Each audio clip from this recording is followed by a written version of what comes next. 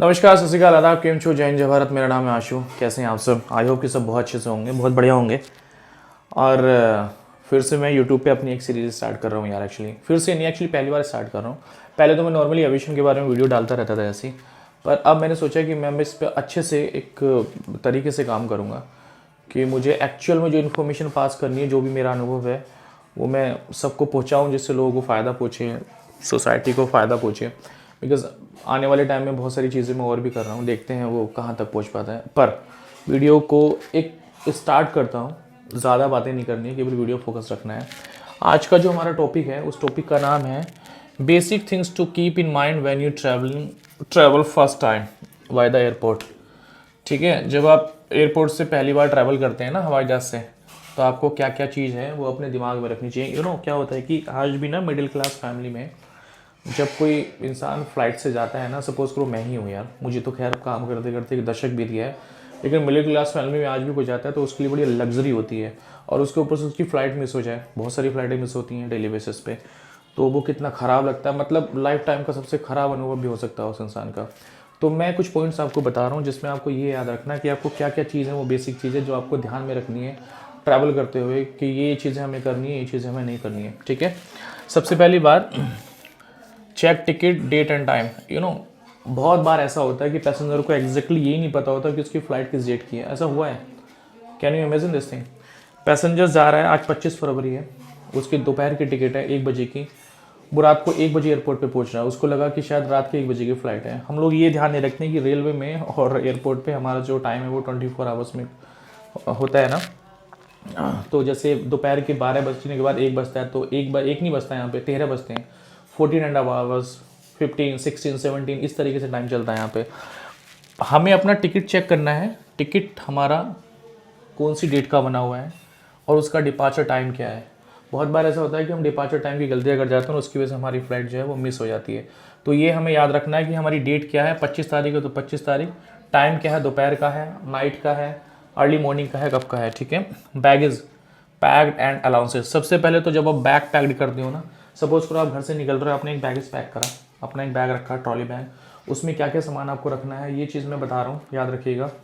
Power bank, lighter, battery, mobile, laptop, electronic device, coconut, e cigarette, ये basic चीज़ें जो हम भारत में यूज़ करते हैं, हर घर में यूज़ की जाती है। ई सिगरेट तो खैर इतनी नॉर्मली यूज़ नहीं होती हमारे यहाँ, फोनर ज़्यादा यूज़ करते हैं। पर अगर आप इंडिया में ट्रैवल कर रहे हो, जितना, क्योंकि मैं दिल्ली एयरपोर्ट के बारे में जानता हूँ, वैसे तो रूल्स BCS के लगभग इक्वली होते हैं सब जगह पर, लेकिन अगर आप कहीं जा रहे हो ट्रैवल करके ना, तो बैगेज अपना पैक करना ठीक तरीके से, उसमें जो चीज़ें मैंने बताई वो मत रखना। अगर अदरवाइज उसका बैग, आपका जो बैग है ना, वो दिल्ली एयरपोर्ट पे ना सिक्योरिटी में जाके स्टक हो जाता है, रुक जाता है, और उसकी वजह से बड़ी चीज़ें कॉम्प्लिकेटेड हो जाती हैं। बाद में पैसेंजर को बुलाया जाता है, वो बैग क्लियर कराया जाता है, वो बैग कभी कभी क्लियर नहीं भी होता है, कभी बैगेज यहाँ भी रह जाता है।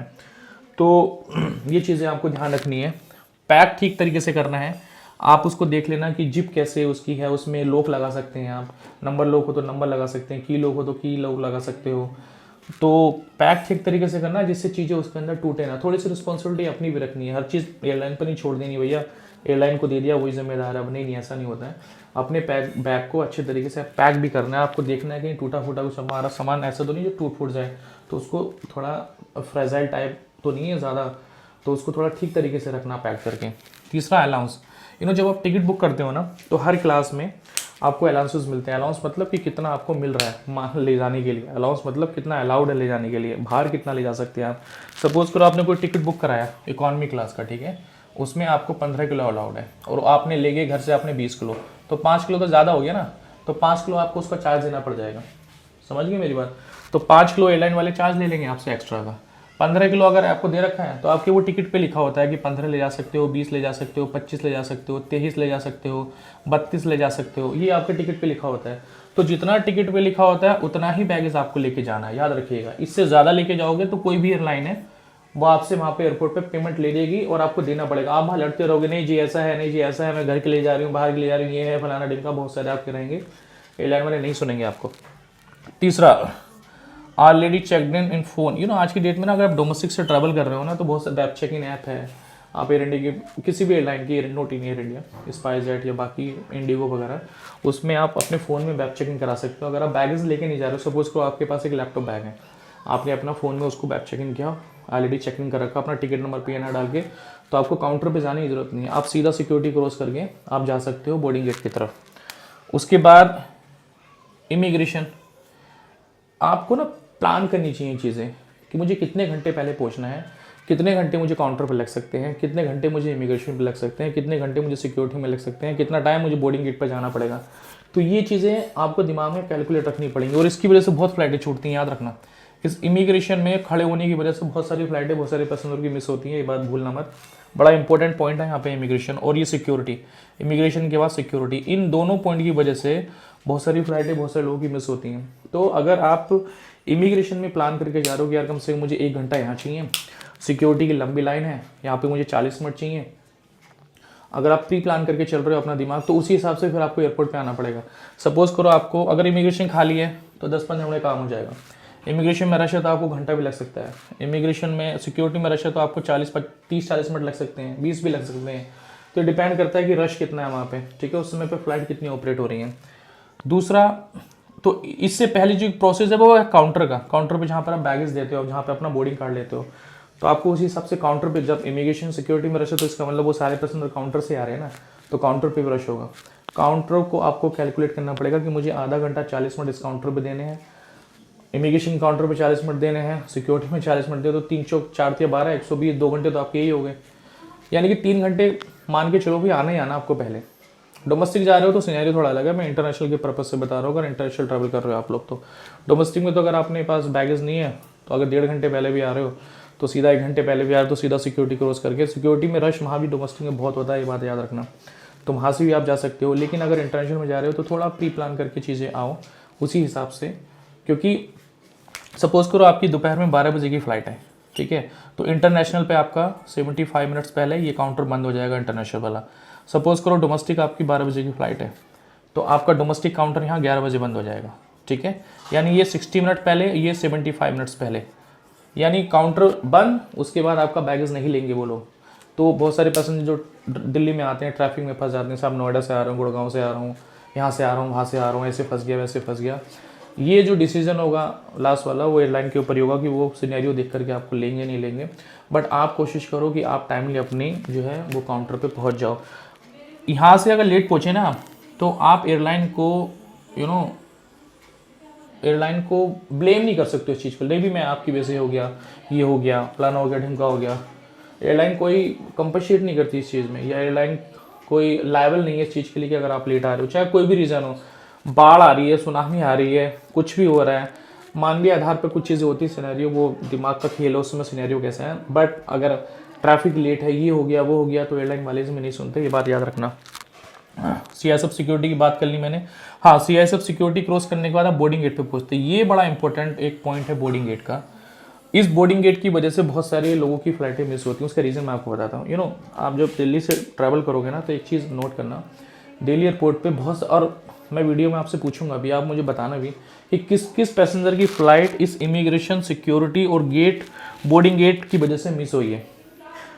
एयरलाइन वाले जब काउंटर ओपन करते हैं ना 4 या 5 घंटे पहले, तो उस समय गेट कुछ और होता है, जब आप गेट पे पहुंचते हो तो गेट कुछ और होता है। ये एयरपोर्ट है, उसका रीज़न मैं आपको बता देता हूँ, बेसिक तौर पे बताता हूँ। ये एयरपोर्ट है, एयरपोर्ट का गेट नंबर 1 है, 2 है, 3 है, 4 है, 5 है, 6 है। अब आपका बोर्डिंग कार्ड पे जो गेट लिखा है ना वो 1 लिखा हुआ है। अब एक गेट, सपोज करो आपका डिपार्चर टाइम है 12 बजे, तो ये वाला गेट 11 बजे तक खाली नहीं है, ठीक है, ये वाला 1 नंबर गेट खाली नहीं है। यहाँ पर कोई जहाज खड़ा और वो ख़राब हो गया, वो गया ही नहीं, तो एयरलाइन को ये गेट, अब गया नहीं तो जहाज तो यहीं खड़ा है ना, तो इसकी जगह तो कुछ जहाज के ऊपर जहाज तो खड़ा नहीं कर सकते ना, तो ये वाला जहाज चेंज करके 2 नंबर पे लगा देंगे। 2 नंबर खाली नहीं है, 3 नंबर पे लगा देंगे, 3 नंबर खाली नहीं है, 4 नंबर पे लगा देंगे।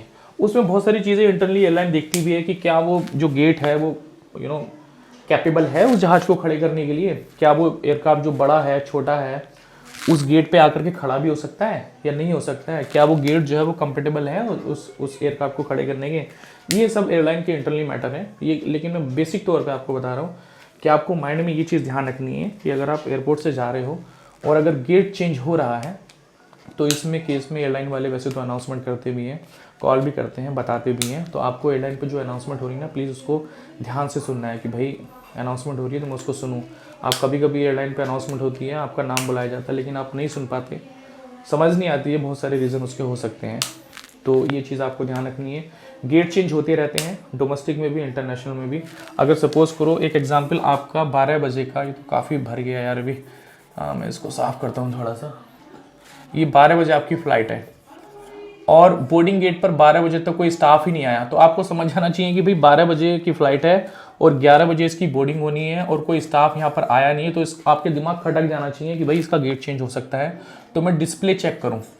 बोर्डिंग गेट पे ना हर जगह डिस्प्ले लगे होते हैं, बड़े बड़े ऐसे ऐसे ना टीवी लगे होते हैं, उस टीवी में सारी फ्लाइट नंबर, गेट नंबर, उसकी बोर्डिंग का क्या स्टेटस है, ये सारी चीज़ें ना मेंशन होती हैं। तो इस कुछ चीज़ों को मॉनिटर करते रहा करो कि उसकी वजह से आपकी फ़्लाइट होनी मिस होनी बच जाएगी। बहुत सारे लोगों की फ़्लाइट मिस होती है यार, और बहुत दुख होता है जब ऐसी सिचुएशन होती है ना, किसी पैसेंजर की फ़्लाइट मिस होगी इस वजह से। तो being as a airline staff हमें भी दुख होता है, और बीइंग एज ए पैसेंजर तो होगा ही होगा भाई। उसकी ज़िंदगी भर की, उसकी शायद उसने टिकट 10,000 रुपये की ली होगी, उसकी आधे महीने की कमाई होगी यार। वो किसी का 10,000 रुपये जाता है तो बहुत दुख होता है यार, मेहनत की कमाई नहीं जानी चाहिए ऐसे, ठीक है। बोर्डिंग गेट के बाद ये आता है गेट क्लोज। कभी भी आप नोटिस करना, आप जो बोर्डिंग कार्ड लेके आते हो ना, उस बोर्डिंग कार्ड पे नीचे कॉर्नर पे लिखा होता है gate close before 20 minutes of the departure. यानी सपोज करो आपका डिपार्चर है 11 बजे का, ठीक है, 11 बजे का आपका डिपार्चर है, नहीं 11 बजे का आपका फ़्लाइट का डिपार्चर है, ये सुबह की बात कर रहा हूँ, और उस पर लिखा होगा कि 10:40 पे बोर्डिंग गेट का दरवाज़ा जो है वो बंद हो जाएगा आपके लिए। पैसेंजर्स को नहीं पता होती चीज़ें, मुझे नहीं पता कि बोर्डिंग गेट वो जो पैसेंजर हैं उनको शायद वो नॉलेज नहीं होती है, उसको इग्नोर कर देते हैं। एयरलाइन वाले बताते भी हैं वैसे, जो काउंटर वाला स्टाफ चेक इन करता है ना, बताता भी है कि सर D-20 पे आपका डोर क्लोज हो जाएगा, लेकिन फिर भी पैसेंजर इस टाइम तक अगर नहीं पहुंचता है तो एयरलाइन को पूरा राइट है कि उस पैसेंजर को 10:40 पे वो उतार सकता है। लीगली आप एयरलाइन को ब्लेम नहीं कर सकते हो, एयरलाइन लायबल नहीं रहेगी उसके लिए कि आपने भैया मुझे क्यों उतार दिया। 10:40 तक आपको पहुंचना है तो पहुंचना है, वो भी सिचुएशन रहती है। देखो बोर्डिंग जब स्टार्ट होती है ना, ऐसे ही खेल समझ लो इसका, जैसे मैं एक एग्जांपल देता हूँ आपको। एक बस अड्डा है, उस बस अड्डे पे बस खड़ी है, एक बस आई, ये वाली खड़ी, ये वाली चली गई। ये मेरा जहाज काठमांडू जा रहा है और ये मेरा जहाज बेंगलोर से आ रहा, तो हर एयरक्राफ्ट की ना एक रूटिंग होती है। एयरक्राफ्ट लिमिटेड ही है यार, 100 एयरक्राफ्ट होंगे, 100 फ्लाइटें हैं, कोई आ रहा है कोई जा रहा है, ये ध्यान रखना। तो बहुत टाइम पे फ्लाइट की बोर्डिंग लेट भी होती है, आपकी जो बोर्डिंग कार्ड पे टाइम होता है उसके हिसाब से नहीं होती बोर्डिंग, तो एयरलाइन वाले मॉनिटर करते रहते हैं उसको। हाँ जी ये फ़्लाइट आने वाली है, इसी फ्लाइट को, ये फ़्लाइट आई, इसमें उतरने में पैसेंजर अब आया है कोई, तो उसमें से पैसेंजर भी तो उतरेंगे ना। वो फ़्लाइट आपकी लग गई है वहाँ पे आकर के, तो उसमें से 10-15 मिनट तो लगेंगे उतरने में उनको। अब जो दूसरा काठमांडू फ्लाइट जाना है, उसकी क्लीनिंग कैटरी होगी, साफ़ सफाई होगी, तो उसके बाद ऊपर जैसे ही वो क्लियर होगा नीचे, तो ऊपर से बोर्डिंग स्टार्ट करा देंगे। ये प्रोसीजर है। थोड़ा सा अपनी जो खोपड़ी है ना, जो दिमाग है अपना, थोड़ा सा वाइड लेके चला करो एयरपोर्ट पे ट्रैवल करते हुए। मैं जब ऐसी किसी की फ़्लाइट मिस होते हुए देखता हूँ ना, तो मुझे सच में बड़ा पेन होता है, बड़ा दुख होता है, क्योंकि मैंने एक पैसेंजर को एक्चुअली रोते हुए भी देखा था इस चीज़ के लिए, लेकिन मैं बाउंड था, मैं कुछ कर नहीं पाया उस केस में, क्योंकि हम लोग भी नौकरी कर रहे हैं और हमें जवाब देना होता है अपनी मैनेजमेंट को। मैं ही क्या, मेरे साथ के जितने भी स्टाफ हैं, चाहे मैं किसी भी एयरलाइन में काम करूं, चाहे मैं दुकान के लिए काम करूं, तो मेरा मालिक तो मुझसे पूछेगा ना कि वहाँ आपने ऐसे क्यों किया, डिसीजन किसके कहने से लिया है, क्या मैंने आपको कहा था बेचने के लिए। तो सेम ऐसे ही हर जगह है, तो हर स्टाफ अपने लिए बाउंड है, फिर भी बियॉन्ड द लिमिट ले जा कर के काम करते हैं। दूसरी बात, बहुत सारी चीज़ें ऐसी होती हैं जहाँ पर मैंने कैबिन क्रू या ग्राउंड स्टाफ के साथ बहुत सारे लोगों को बदतमीज़ी करते हुए देखा है, पर जो कि बिल्कुल गलत है। वो लोग भी इंसान हैं और हर सिचुएशन में वो लोग काम करते हैं, ख़राब हो अच्छी हो। तो थोड़ा जितनी डिसरेस्पेक्ट मैंने देखी है इस फील्ड में, शायद ही बहुत कम देखी हो। एक तो डॉक्टरी पेशा होता है, एक एविएशन वाले देखे मैंने जिनकी डिसरेस्पेक्ट बहुत, डॉक्टर को भी अगर आप नहीं काम कर रहे हो या उसका मरीज़ ठीक नहीं हुआ तो कोई भी उनको थप्पड़ मार देता है, गाली गलौज कर देता है। तो बहुत सारे केस उसमें भी होते हैं, एयरलाइन में भी बहुत सारे केसेस ऐसे होते हैं, पर हमें चीज़ें समझनी पड़ेंगी। Being as a Indian passenger specially जब मैं देखता हूँ, तो हमें चीज़ें समझनी पड़ेंगी कि रिस्पेक्ट हमें देनी चाहिए। खैर ये तो एक अलग टॉपिक है, ये डिपेंड करता है ह्यूमन टू ह्यूमन कि आप इंसानों को कैसे लेते हो, पर अगर आप एक अच्छे परिवार से आते हैं तो आप चीज़ों को समझोगे, आपके संस्कार कैसे हैं, आपकी बातें कैसी हैं। सारे लोग एक जैसे नहीं होते हैं यार, सारे लोग एक जैसे नहीं होते हैं। ठीक, इस पे फिर कभी बात करेंगे टॉपिक पे। खैर ये चीज़ें हैं बेसिक जो आपको ध्यान रखनी है, ठीक है अपना। तो अगर इन चीज़ों को माइंड में रख के चलोगे ना तो शायद आपकी फ़्लाइटें जो हैं वो मिस होने से बच जाएंगी। और मैं ये चाहता हूँ कि यार किसी की फ़्लाइट मिस ना हो। आई होप कि ये थोड़ी सी इन्फॉर्मेटिव आपको लगी होगी। अगर किसी की फ़्लाइट छूटी है कभी इस वजह से तो आप मुझे कमेंट करके बता सकते हैं, हम उस पर मैं आपको बताऊँगा अभी कि क्या करना चाहिए आपको। एक चीज़ और बहुत जल्दी से बता देता हूँ, दिल्ली में ना 3 टर्मिनल हैं, ठीक है। पहला टर्मिनल है आपका T3, फिर है T2, फिर है T1। नॉर्मली इसको हम बंडी बोलते हैं, बंडी से मैं इसको ज़्यादा याद रखता हूँ। T1 T3 पे इंटरनेशनल एयरपोर्ट है, डोमेस्टिक है, ये डोमेस्टिक है। कभी भी ट्रैवल करो तो आपकी जो टिकट रहता है ना उस पर ये लिखा होता है कि आपकी फ़्लाइट T3 से है, T2 से है या T1 से है। तो इसमें कंफ्यूज कभी मत हो जाना। T3 और T2 पास में है, ये दोनों पास में है, इसमें ज़्यादा डिफरेंस नहीं है। अगर आप T3 के अराइवल से निकलते हैं T2 की तरफ जाते हैं तो आपको मैक्सिमम, अगर आप धीरे चलते हैं तो 25-30 मिनट लग जाएंगे। अगर आप यंग हैं तो आप 20 मिनट में पहुंच जाएंगे। अगर आप व्हील चेयर पे हैं तो आपको 35 मिनट्स या 30 मिनट्स भी लग सकते हैं। अगर आपने बग्गी ली हुई है तो आपको 15 मिनट भी लग सकते हैं। तो यहाँ आपको स्मार्ट मूव करना है कि आपकी फ़्लाइट में टाइम कितना है और कितनी देर में आपको यहाँ पहुँच जाना है, ठीक है। तो ये चीज़ों का ध्यान रखना है। तीसरी बात, T1 थोड़ा दूर है, हटके हैं दिल्ली में। तो अगर आप यहाँ पहुँचना चाहते हैं तो वैसे T3 से सीधी सवारी भी पालम तक की मिल जाती है, वहाँ पर आप उतर सकते हैं। T1 तक मेट्रो भी चलती है, आई थिंक, हाँ मेट्रो है। और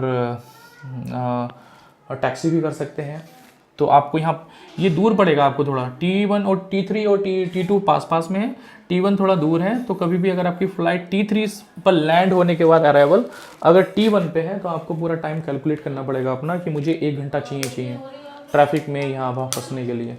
तो ये इन्फॉर्मेटिव है, सारी चीज़ें अपने ध्यान में रखना अगर आप पहली बार ट्रैवल कर रहे हैं।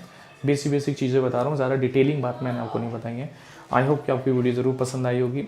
मिलता हूँ ऐसी किसी एविएशन से जुड़ी हुई इन्फॉर्मेटिव वीडियो में। टिल देन टेक केयर, जय हिंद, जय भारत, वंदे मातरम।